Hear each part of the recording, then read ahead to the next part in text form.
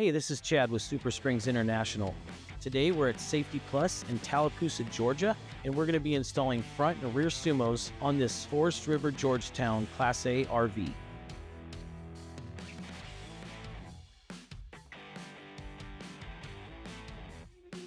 So what we've done is we install the top and bottom bracket to the SumoSpring. We're going to leave the bolt that holds the bottom bracket to the SumoSpring, we're going to leave slightly loose, and we'll tighten that down at the end. Now we place the whole assembly on top of the factory leaf pack, locating it in front of the axle. On the driver's side, the hook of the lower bracket will be inboard of the leaf spring. There's a hook that hooks around the U-bolt to put it in the proper location. Once it's in place, then we can put the carriage bolts in and the lower U-strap and install the nuts onto the carriage bolts and snug those down. Next, we're going to tighten up the bolts for the lower bracket.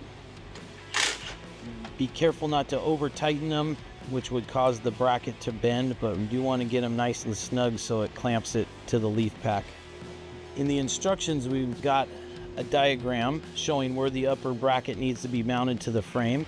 The lower bolt hole on the bracket should be, in this case for this SSR-187, should be at 3 inches from the bottom of the frame or 6 inches down from the top of the frame.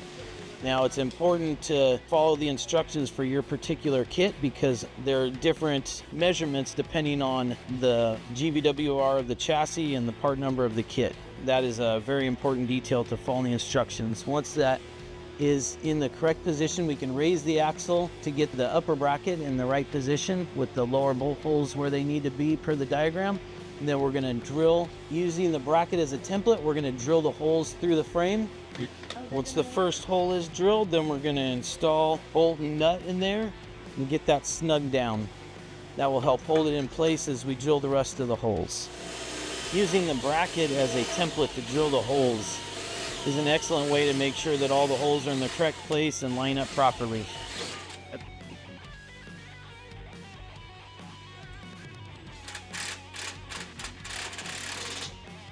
Once all the bolts are in place and snugged down, they can be torqued to their final spec of 30 foot-pounds. Now, the last step would be to tighten up the bottom bolt, holding the SumoSpring to the lower bracket.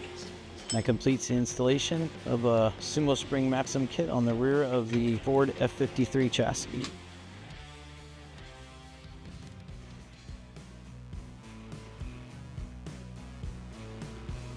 Start by removing the factory bump stop from the bottom of the frame. Simply pop it out of the cup that it's pushed into and remove the cup from the bottom of the frame by removing the bolt in the middle. Put the 2 3/8 bolts into the outer holes of the upper mounting bracket and then use the factory bolt to install it into the same position on the bottom of the frame. Place the upper half of the SumoSpring to the bottom of that mounting bracket and thread the 3/8 bolts into the SumoSpring. Tighten the bolts securely and then move on to the lower. Mount the lower half of the SumoSpring to the bottom bracket using the inside slot with 1 3/8 bolt.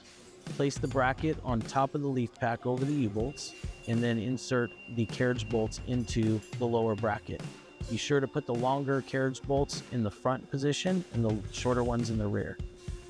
Then place the U-strap over the carriage bolts and tighten securely with the 3/8 lock nuts.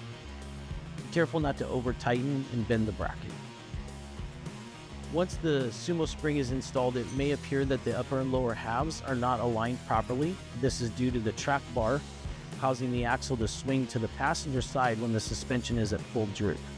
Once the suspension is compressed, the axle will shift back to the driver's side and the SumoSprings will align properly. The lower half of the SumoSpring can be adjusted front or back using the slotted hole that it's mounted in. This concludes the installation of the SSF 170-40-2 on a Ford F53 chassis.